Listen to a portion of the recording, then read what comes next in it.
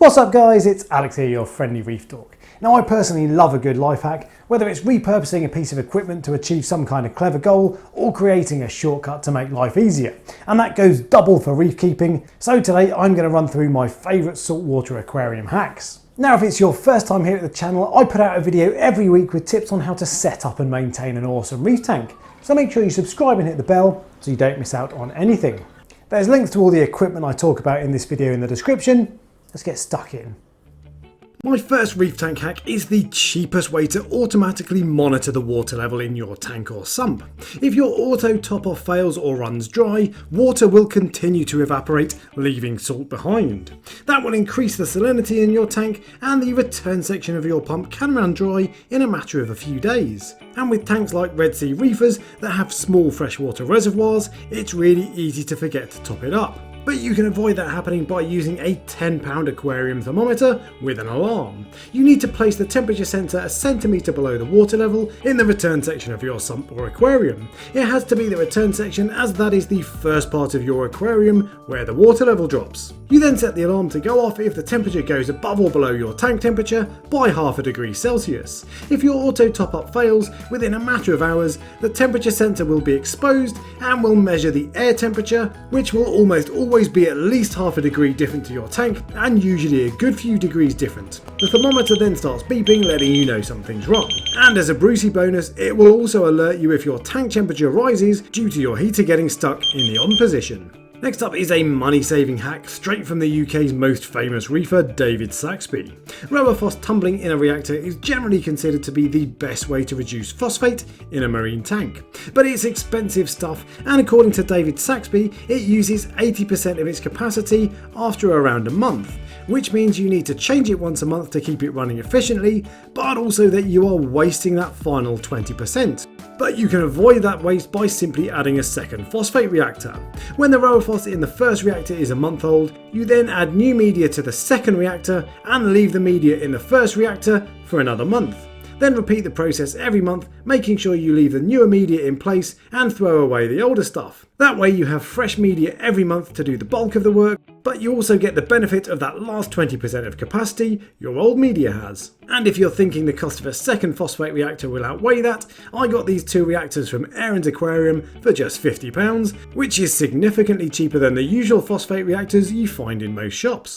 My next marine aquarium hack will give you the only properly good algae magnet for nano tanks. The Tunzi algae magnet is quite simply the king of algae scrapers, but it's too strong and too big for nano tanks, and the Tunzi nano magnet doesn't have the metal scraper, which is the part that does the heavy lifting.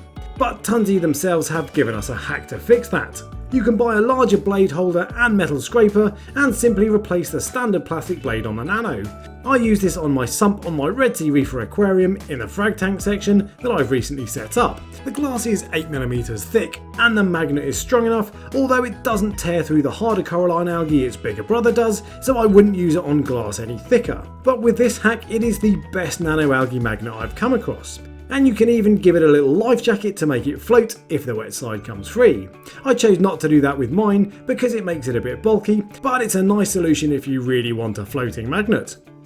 Number 6 is a hack with two functions, the mirror trick. With the greatest of respect to our wet pets, they are pretty simple creatures, and their fish intelligence is no match for our person intelligence. So if you have a fish like a tang who likes to bully any new tank mates you add, putting a mirror up at the end of your tank can distract them while your new fish settles.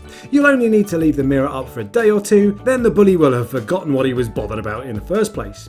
And a mirror can also help you catch a troublesome fish. Some fish are just too skeptical to go into a fish trap on their own, but putting a mirror on the back of the trap often proves too tempting for even the most wily of fishes. And that will entice them in, allowing you to safely rehome them or return them to your local fish shop.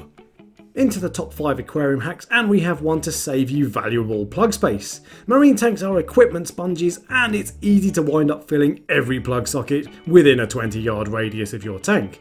I personally have 27 plugs on my tank and would have even more if it weren't for plug splitters. If you have more than one piece of equipment with the same power supply fitting, you can buy an upgraded power supply unit with a splitter cable to power several items off of one plug. I run 3 of these Tunsy lights off a single PSU, and I have space for one more because I have a 4-way splitter. And you'll be surprised how many items you have that use the same PSU fitting. You do have to be a little careful with this one, as you have to make sure the power supply you buy has enough capacity to power the kit you want to connect it to. And a power supply unit is one of the more likely points of failure, so it's probably wise not to link up several critical pieces of equipment like your return pump, power heads and auto top off. But freeing up plug sockets makes me weirdly happy, so this is one of my personal favourite hacks. Sticking with your electrics cabinet, and we have another way of achieving aquarium control on the cheap, and that is by using Teckin smart plugs. You can use these to turn your equipment on or off via an app, which is really handy if your plugs aren't individually switched or if they're buried in the back of your cabinet in a spaghetti mess of cables. But they can also be controlled from anywhere in the world, so if you're away from home and you see something wrong with your tank via your IP camera, you can take action to switch off your heater, lights, skimmer and so on. They can also be set to schedules, and when you do that they come on at the exact same time every day, unlike most plug timers. So they're great for lights like refugiums that don't come with built-in timers. And if you dose amino acids or coral foods, you can set them to turn your skimmer off for half an hour when you add the coral food, so it doesn't end up feeding your skimmer cup. The plugs also send your phone a notification when they don't draw power, which makes them one of the cheapest power cut alerts you can get. But beware of addiction with these, because they cost less than a tenner each, you're likely to end up with a lot of them. I have 9 so far, with plans to add more. My next aquarium hack will massively improve your photography. The thick glass our aquarium is made of distorts the photos we take, which makes it harder to get good shots of our fish and corals. The answer to that is to shoot top down, and to help you pierce the water, you can put your phone or camera in a Perspex box.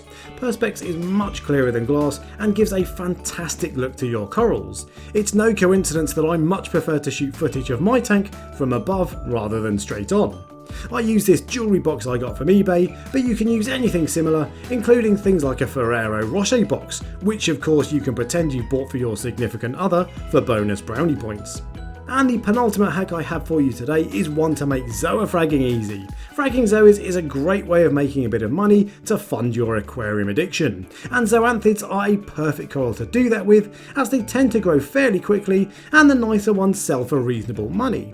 But pulling or cutting zoas off of uneven rock surfaces can be pretty awkward and will often result in your making a bit of a mess of things. So what you need is a flat surface to grow zoas on. A thin sheet of glass does the job nicely. When the zoas spread, you simply run a razor beneath them to remove them from the glass, then glue the new frag to a frag plug. You'll need to super glue them onto the glass in the first place, which is easier when the glass is dry, and some zoas contain harmful toxins, so make sure you research how to frag them safely before you get started. But this is a fantastic little trick, and I even like the look of zoas spreading out on a completely flat surface. I was introduced to this recently by a fellow reefer, thanks very much Ash, and I can't believe I didn't think of it before.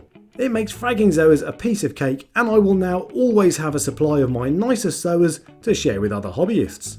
And the number one aquarium hack is a manifold. Filters like algae reactors, phosphate reactors and UV sterilizers usually require their own pump to push your aquarium water through them. If you have 3 or 4 such filters in your sump, that means you need 3 or 4 pumps, all of which take up space in your sump, generate noise and require more plug sockets. A manifold solves that problem though. It's just a few sections of pipe connected to a dedicated return pump with individual water outlets. You can then run as many filters as you like using just one water pump, and with a simple tap on each outlet, you can adjust the water flow for each filter for finer individual control. I'll put a link in the description to a really simple guide on how to make one. They're so easy to make, and now I've had one, I wouldn't go back to having several smaller pumps cluttering up my sump. Now this is one of the more well-known reef hacks, but it tops this list because it frees up plug and sump space, which are 2 of the most precious commodities in a reef tank.